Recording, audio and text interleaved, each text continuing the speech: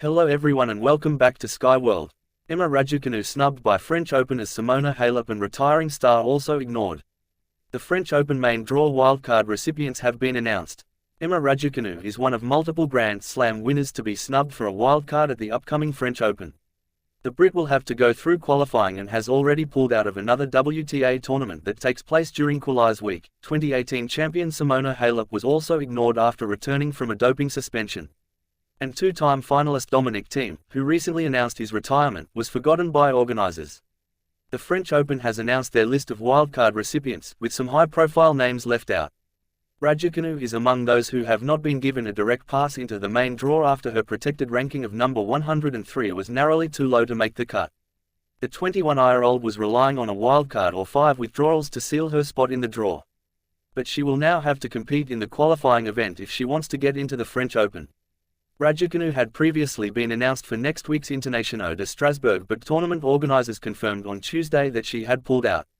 Raducanu has yet to confirm whether she withdrew to ensure she is free to play French Open qualifying, though it seems likely given that she now has no other option. She isn't the only US Open champion that organizers overlook when awarding the wildcards, as Thiem was also snubbed. A few days ago, the former world number 3 announced that he would be retiring at the end of the season after battling a wrist injury for the last 3 years. Thiem reached the French Open final in both 2018 and 2019, but the tournament decided not to award him a wildcard for a farewell at one of his most successful tournaments. Like Raducanu, the world number 117 is 5 spots out of the main draw and will also need to rely on withdrawals or go through qualifying if he wants to make it to the French Open. But there is no guarantee that Raducanu or Thiem get through the Qualies tournament. Halep was also left off the list of wildcard recipients despite lifting the first of her 2 Grand Slam titles at Roland Garros in 2018.